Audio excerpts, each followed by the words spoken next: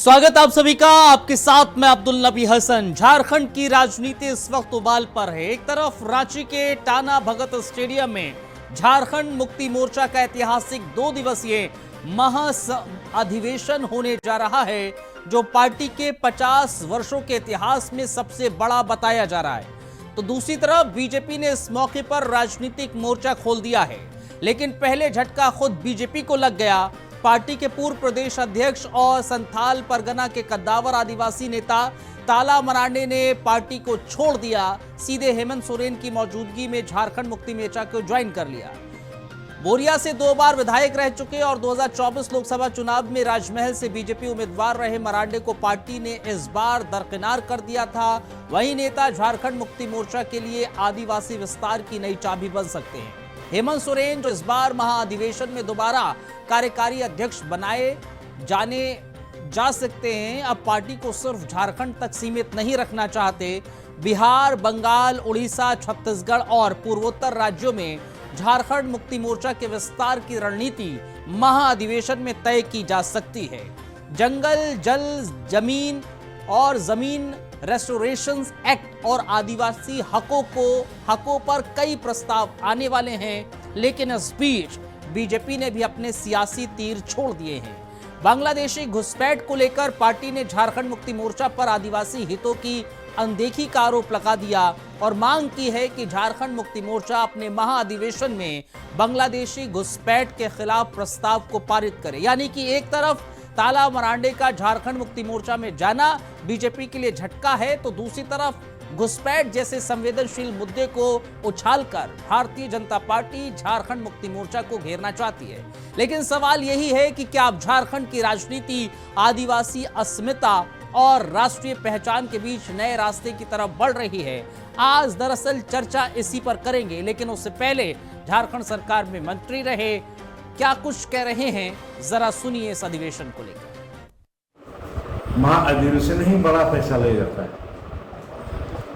और निश्चित रूप से हर 3 साल में 2.5 साल में महाधिवेशन होने का जो नियम है, उस अनुसार उस समय के अनुसार, परिस्थिति के अनुसार नया निर्णय भी लेना पड़ता है और नया निर्णय लेने के लिए हम महाधिवेशन ले सकते हैं।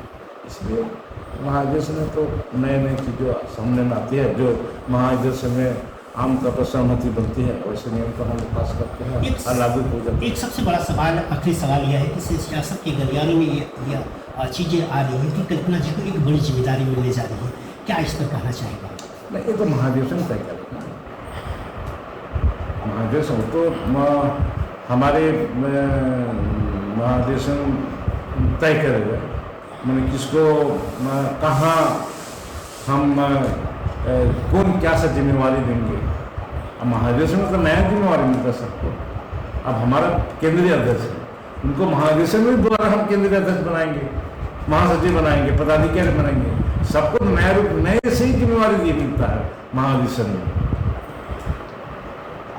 तो क्या लगता है कि अब जो है आने वाला मजबूती के साथ जो है राज्य में उसको कर देंगे? निश्चित रूप पर ये महाअधिवेशन जो संपन्न होने जा रहा है, बहुत मजबूती हमारा सेंट्रल कमेटी बनेगी और सभी पदाधिकारियों को जिम्मेवारी दिया जाएगा। अधिवेशन की तैयारी किस तरह से है? 14-15 अप्रैल को रांची में यह महाअधिवेशन होना है। आपको बताते चले, 2 दिन का यह महाअधिवेशन रांची के खेल गांव में होना है और राजनीतिक दृष्टि से यह बेहद महत्वपूर्ण इसको माना जा रहा है। हालांकि सामाजिक और राजनीतिक प्रस्तावों पर निर्णय लिए जाने की संभावना जाहिर की जा रही है इस महाअधिवेशन में। इस वक्त हमारे साथ कुछ खास मेहमान जुड़ रहे हैं, तारुफ करा दें। कुंदन कुमार साहब है, राजनीतिक विश्लेषक के तौर पर हमारे साथ जुड़ते हैं। बहुत बहुत धन्यवाद, बहुत शुक्रिया कुंदन भाई आपका। और भारतीय जनता पार्टी से भी हमारे साथ प्रवक्ता हैं अशोक बड़ाइक साहब है, बहुत बहुत धन्यवाद, बहुत शुक्रिया अशोक बड़ाइक साहब आपका भी इस प्रोग्राम में शिरकत करने के लिए। जेएमएम से भी कुछ देर में हमारे साथ प्रवक्ता जुड़ेंगे। कुंदन भाई आपके पास आना चाहूँगा, जरा बताइए आपके हिसाब से जो महाअधिवेशन होने जा रहा है झारखंड मुक्ति मोर्चा का, क्या मायने रखता है? क्योंकि जाहिर तौर पर झारखंड मुक्ति मोर्चा की ओर से तो कहा जा रहा है एक बहुत बड़ा महाअधिवेशन है, 50 वर्षों में सबसे बड़ा महाअधिवेशन हो रहा है, कई अहम विषयों पर चर्चा हो सकती है, कई फेरबदल हो सकते हैं, कमान किसी और के हाथों में जा सकती है, तमाम तरह की चीजें इस समय चल रही हैं। लेकिन असल में महाअधिवेशन का तात्पर्य क्या होना चाहिए? असल में मुद्दे क्या होने चाहिए? कुंदन जी जरा बताइए। देखिए, हर पार्टी को राइट है अपना महाअधिवेशन करने का। वो अपनी शक्ति, अपना प्रदर्शन, अपने कार्यकर्ता, अपनी शैली, अपने काम, जो उनका विचार है बताते हैं। करना चाहिए, हर एक पार्टियां करती है, हर एक साल करती है। जहां तक रही मुद्दों की बात, तो सरकार के जो बेसिकली अभी खासकर एक मैया सम्मान योजना का मेन मुद्दा उनका चल रहा है, और अदर सेक्शन से भी अदर मिनिस्टर्स कह रहे हैं कि हम लोग स्टार्टअप जनरेशन में या फंडिंग लाएंगे। अभी लास्ट टाइम उनके एक मिनिस्टर हैं सोनू जी, वो कह रहे थे, और भी काफी मिनिस्टर्स हैं, या योगेंद्र जी, वो भी कह रहे थे कि हम जनरेशन बढ़ाने को लेकर टैक्सेशन वैल्यूएशन पे कुछ हम कर रहे हैं। अच्छी बात है, अगर ये सब करना चाहते हैं और इसके अधिवेशन देना चाहते हैं तो ये झारखंड के लिए भी बहुत बढ़िया होगा, उनके अधिवेशन के लिए भी बहुत बढ़िया होगा, किसी भी पार्टी या संगठन के लिए भी अच्छा होगा। और अशोक बड़ाइक साहब, आपके हिसाब से क्या लगता है आपको? देखिए, झारखंड मुक्ति मोर्चा महाअधिवेशन कर रहा है, तमाम बातों का जिक्र होगा। उससे पहले बीजेपी के एक नेता छोड़कर चले जाते हैं पार्टी को और झारखंड मुक्ति मोर्चा का हाथ थाम लेते हैं। बीजेपी सवाल करती है कि भाई आप अधिवेशन तो कर रहे हैं, लेकिन अधिवेशन में काम कीजिए, आप वक्फ बिल को लेकर चर्चा कीजिए, आदिवासियों को लेकर अहम महत्वपूर्ण बातों पर ध्यान दिलवाइए। क्या वाकई में जो अधिवेशन होने वाला है उस पर आपको नहीं लगता है कि भाई झारखंड मुक्ति मोर्चा खुद इस विषय को लेकर विस्तार से बातचीत करेगा, आदिवासियों को लेकर? अब्दुल जी, अधिवेशन में राज्य की जनता, झारखंड के झारखंडी आदिवासी मूलवासी जरूर ये टिकटिकाई भरे निगाहें से देखते रहेंगे, सुनते रहेंगे कि क्या अधिवेशन में 1932 खतियान पर चर्चा होगी, क्या आदिवासी समाज सरना कोड पर जो इन लोगों ने अपने मैनिफेस्टो में डाला था उस पर चर्चा होगी, क्या आदिवासी की धर्म, संस्कृति, अस्तित्व, आस्था को लेकर जो लगातार पिछले 6 सालों में हमला किया जा रहा है, रांची में सरहुल शोभा यात्रा में, आदिवासियों का महापर्व है सरहुल शोभा यात्रा में, एक वर्ग विशेष के द्वारा, एक धर्म विशेष के द्वारा, लोगों के द्वारा उसका अवरोध उत्पन्न किया जाता है, मारपीट किया जाता है, घायल किया जाता है वहां के पाहनों को, आदिवासी समाज के अगुआ को। जल जंगल जमीन के सरकार के लोग, झारखंड मुक्ति मोर्चा कांग्रेस के कार्यकर्ता नेता जल जंगल जमीन को उनको खोखला करने का काम कर रहे हैं। क्या अधिवेशन में इन सभी बातों पर चर्चा होगी? और तो और अब्दुल जी, मैं तो सच कहूंगा कि ये कोई अधिवेशन कोई राजनीतिक अधिवेशन नहीं है, ये पारिवारिक अधिवेशन है। ये मैं इसलिए कह रहा हूं कि झारखंड मुक्ति मोर्चा अधिवेशन किसके लिए कर रही है? भारतीय जनता पार्टी या अन्य कोई लोकतांत्रिक दल जो है वो अधिवेशन करती है, वहां अपने कार्यकर्ताओं की राय सलाह लेती है। जहां सिर्फ सोरेन परिवार की राय सलाह ही चलती है, जहां सिर्फ सोरेन कैबिनेट ही चलती है, जहां एक पॉलिटिकल पार्टी एक परिवार के द्वारा ही संचालित की जाती है, वो कार्यकर्ताओं की अधिवेशन क्या हो सकती है? वो तो एक परिवार की अधिवेशन हो गई ना अब्दुल जी।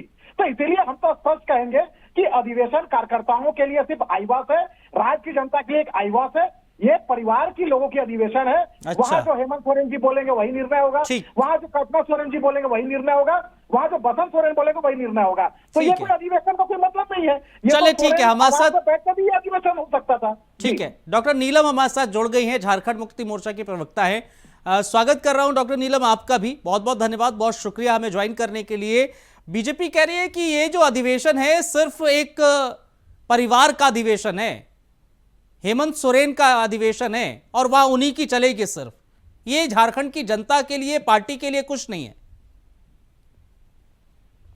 देखिए, मैं तो सबसे पहले यही पूछूंगी ना कि पहले इनसे पूछिए ना कि इनके जो प्रदेश अध्यक्ष या राष्ट्रीय अध्यक्ष की चुनाव जो होती है वो कभी आप लोग प्रसारित कर पाए हैं क्या? इस तरह का कोई प्रोग्राम भारतीय जनता पार्टी का अगर हुआ होगा तो बता दें। इनको खुद नहीं पता है कि इनके राष्ट्रीय अध्यक्ष का चुनाव कैसे होता है। इनके राष्ट्रीय अध्यक्ष हो या प्रदेश अध्यक्ष हो, कहां से उड़ करके आ जाते हैं, किसने उनको चुना, किस आयोजन के माध्यम से वो सामने आ गए एज अध्यक्ष के रूप में, इसका जवाब इनके पास नहीं है। लेकिन दूसरे के घर में झांकने का फुर्सत इनको बहुत ज्यादा है। अरे, लोकतंत्र से चलने वाली पार्टी जिसको झारखंड अपने दिल में बिठाती है, अपने दिल में जगह देती है, वैसी पार्टी को आप चैनल पे बैठ के कितना भी खरी खोटी सुना लेना, झारखंड की जनता पे कोई असर नहीं पड़ने वाला है। बेहतर होता है कि आप इस तरह का मंथन अगर अपने पार्टी के बीच में बैठ करके करते ना, तो थोड़ा अक्ल ठिकाना ठीक आता है। कि सीखिए हेमंत सोरेन जी से कि किस प्रकार से अनुष्ठान करके महाअधिवेशन के माध्यम से हमारे दल ठीक का है डॉक्टर अध्यक्ष नीलम, चुना तो फिर जाएगा। इस महाअधिवेशन में क्या कुछ खास होने वाला है? देखिए, इस महाअधिवेशन का हम लोग का जो सांगठनिक या फिर बोलिए कि पार्टी का जो संविधान है उसके अनुरूप हम लोग का अधिवेशन 3 साल के दरमियान होता है। हर 3 साल में हम लोग का महाधिवेशन होता है। उसमें पार्टी के अध्यक्ष की नियुक्ति होती है। पार्टी के हमारे जो अध्यक्ष हैं उनका चुनाव होता है और सेंट्रल कमेटी मेंबर के द्वारा उनकी नियुक्ति की जाती है और उसके बाद सभी केंद्रीय पदाधिकारीगण का चुनाव होता है। और इसमें हमारे करीबन 3000 से भी ज्यादा लोग सम्मिलित होने वाले हैं, शामिल होने वाले हैं, जिसमें झारखंड के अलावा उड़ीसा, छत्तीसगढ़, बंगाल, तमिलनाडु, महाराष्ट्र, कई सारे राज्यों, मणिपुर, ठीक है, मैं ये जानना चाह रहा था कि इसमें महत्वपूर्ण क्या है? क्या कल्पना सोरेन की ताजपोशी होने वाली है? देखिए, ये तो चैनल पे बैठ के अनुमान लगाना, ताजपोशी का क्या मतलब होता है, ताजपोशी का क्या अर्थ है, आप बताइए, ताजपोशी का क्या अर्थ है? कल्पना सोरेन अध्यक्ष के तौर पर सामने आने वाली हैं, और अगर आने वाली हैं तो क्या आप दर्शा रही हैं इसको? क्या झारखंड की जनता के लिए ये हितकारी फैसला है या फिर झारखंड मुक्ति मोर्चा के लिए हितकारी फैसला होगा? ये दरअसल सवाल पूछे जा रहे हैं।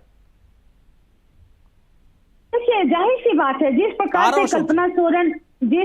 से कल्पना सोरेन जी एक आदिवासी नेत्री के रूप में झारखंड में उभर कर सामने आई है और इस प्रकार की ऑब्वियसली आप बता सकते हैं तेज तरार महिला, उसके लिए लोगों का आकलन लगाना स्वाभाविक है।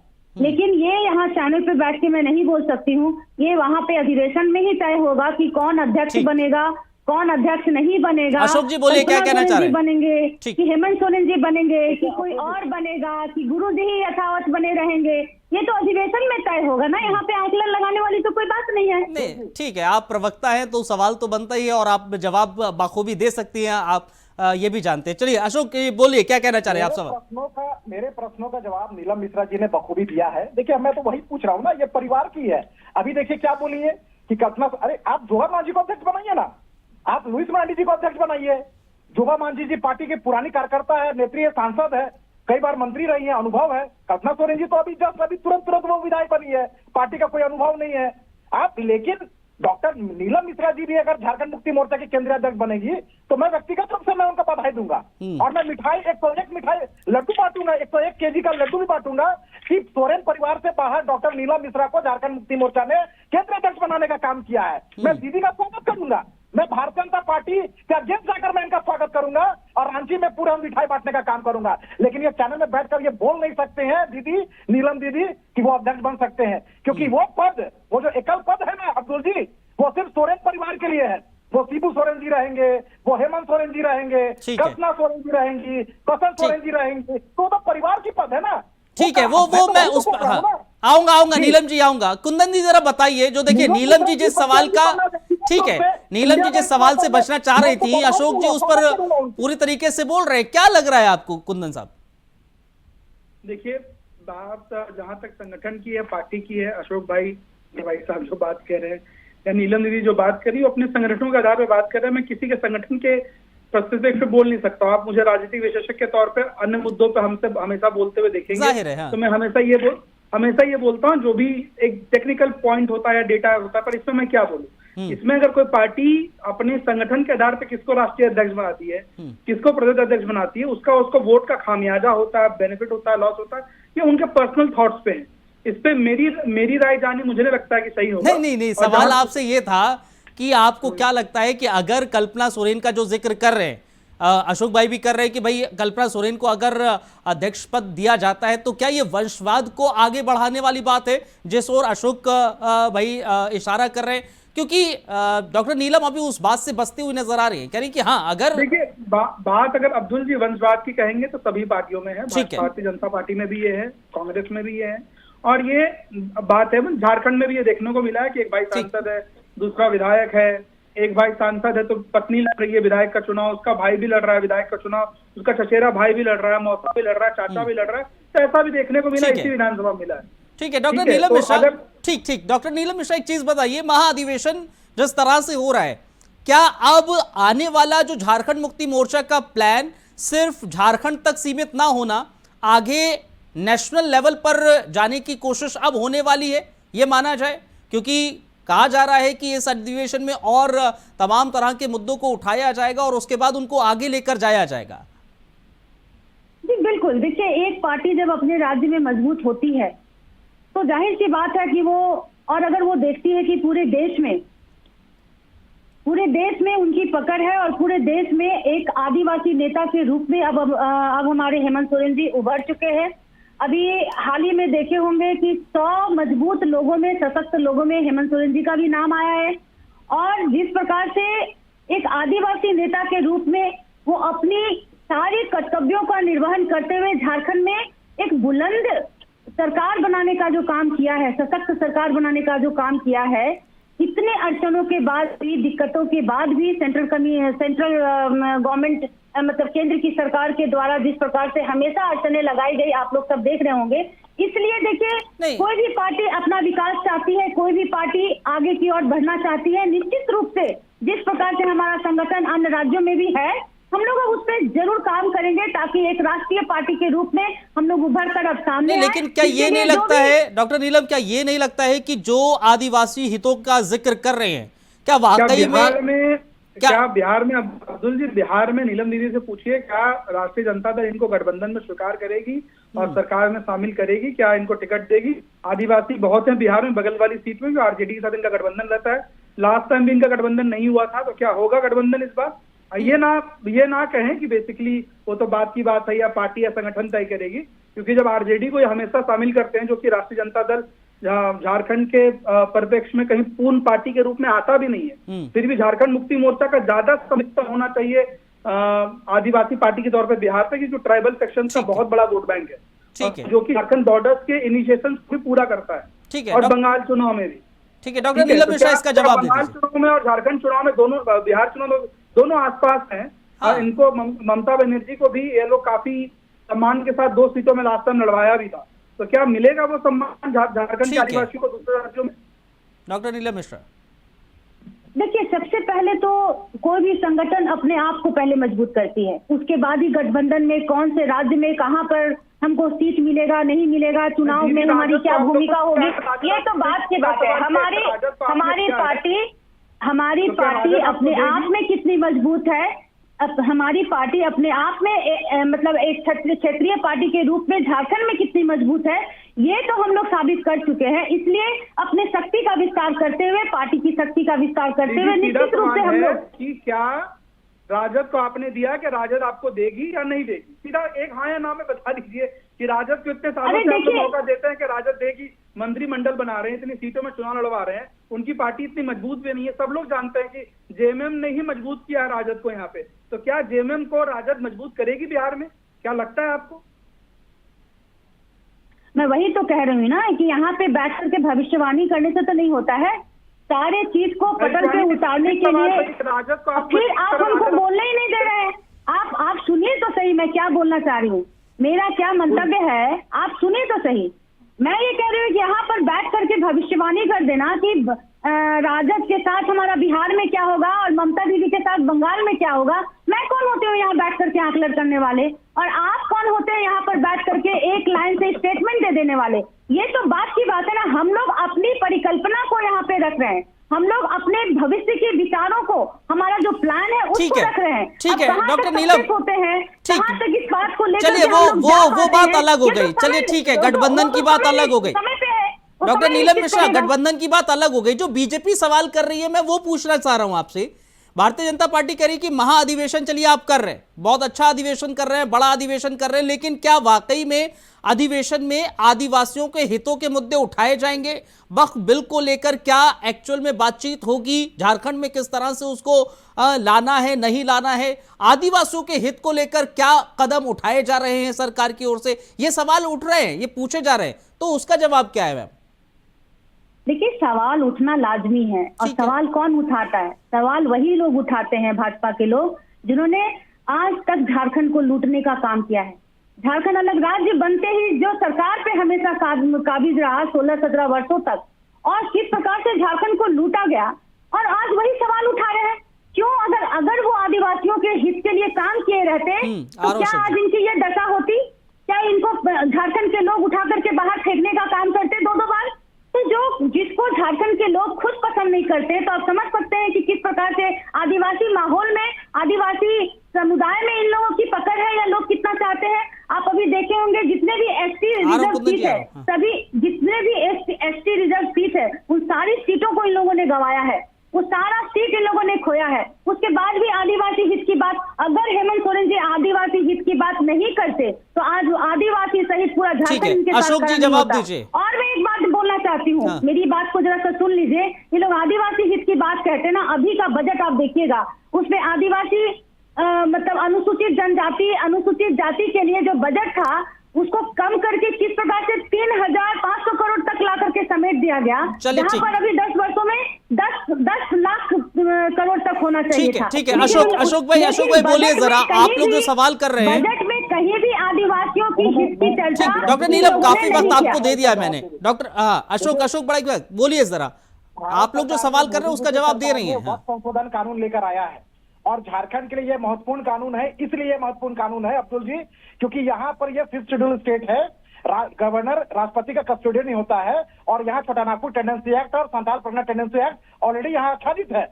जरा पूछिए इन लोगों से कि क्या यह 5th शेड्यूल स्टेट होने के बावजूद ट्राइबल जमीनों को वक्फ के संपत्ति के रूप में घोषित कर दिया जाता है? क्या वक्फ संशोधन बिल इस राज्य में हेमंत सोरेन सरकार बखूबी यहाँ पालन करती है कि नहीं करती है? वो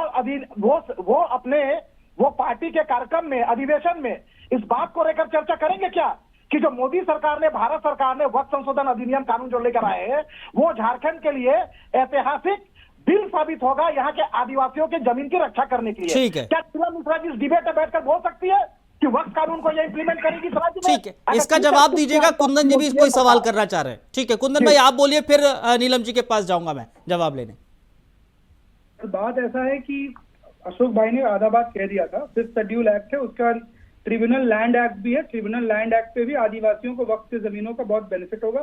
सिर्फ आदिवासी वो नहीं जो कि शेड्यूल कास्ट के ट्राइब में सिर्फ आदिवासियों के आते हैं, जो मुस्लिम्स भी हैं उनके लिए भी एक बड़ा बेनिफिट सेक्शन होगा, क्योंकि उसमें भी ये डाला गया है कि शेड्यूल कास्ट के जो मुस्लिम्स होंगे वो हर एक बोर्ड के सेक्शन में उनकी मेंबर की भागीदारी होगी, जो झारखंड में लास्ट टाइम नहीं देखा गया था। इस पर बहुत क्लेम हुआ था। दूसरा पॉइंट नीलम दीदी ने उठाया कि केंद्र सरकार ने बजट नहीं बढ़ाया है।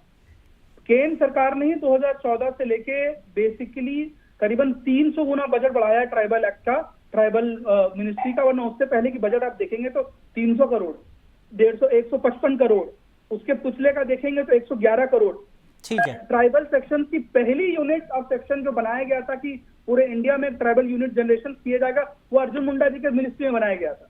नहीं, ऐसा नहीं है। पॉइंट क्या है कि देखिए, अगर ट्राइबल्स की बात करेंगे तो there is lot of things to cover on, जहां पे लाजमी है कि जो इनकी पार्टी संगठन के 2 पॉइंट है डॉक्टर नीलम। एक सेकंड अब्दुल जी, लास्ट लाइन मैं सीधा सवाल पूछ रहा हूँ। राजद के मंत्री है यहाँ पे, राजद के इतने विधायक है यहाँ पे, फिर भी एक सीधा सवाल पूछ रहा हूँ, क्या राजद देगी? अब घुमाए जा रहे हैं, अब घुमा के मैं इसका क्या जवाब दूं? ठीक है ना, वो कुंदन भाई वो तो वक्त निर्धारित करेगा ना कि कौन किसको देगा। वो आप डॉक्टर नीलम यहाँ पर नहीं बता सकती है ना, वो डॉक्टर नीलम यहाँ नहीं बता सकते। नहीं अब्दुल जी, आप मुझे आपके घर में ईद पे जा रहा हूँ, मैं आपको दिवाली में बुलाऊंगा, ये हमारी भाईचारा है कि हम ये वक्त बताएगा कि नहीं अब्दुल जी के नाम पे नहीं है ना, कि वो तो आपको कुंदन भाई, आप खुद राजनीतिक विश्लेषज्ञ हैं, आप खुद जानते हैं कि भाई क्या कुछ समीकरण होते हैं सियासतदानों के, उन समीकरणों के आधार पर ही करेंगे जाहिर तौर पर। तो डॉक्टर नीलम प्रवक्ता है जेएमएम की, वो पूरी तरीके से खुलकर वो चीजें नहीं बता सकते। लेकिन चलिए ठीक है, आगे बढ़ता हूं। डॉक्टर नीलम, 2 सवाल आपसे किए गए, अशोक भाई ने भी किया और कुंदन जी ने किया। उन दोनों सवालों का जवाब जाहिर तौर पर आपसे लाजमी हो जाता है लेना। भाई वक्फ बिल को लेकर क्या क्लियरिटी है जेएमएम की, जरा बताइए। देखिए, सबसे बड़ी बात क्या है ना कि हम लोग हमेशा यहाँ के बहुसंख्यक लोगों के लिए, झारखंड में जो लोग रह रहे हैं, चाहे वो अल्पसंख्यक हो बहुसंख्यक हो, यहाँ के लोगों की जनभावनाओं को समझते हुए उनके अनुसार ही हम लोग कोई कदम उठाते हैं। वक्फ बिल का जहां तक बात है, आज सरकार किस प्रकार से वक्फ बिल के लिए लोगों को दिग्भ्रमित कर रही है। आज देश के अंदर इतनी समस्याएं हैं, उस पर सरकार की कोई सरकार का ध्यान नहीं है।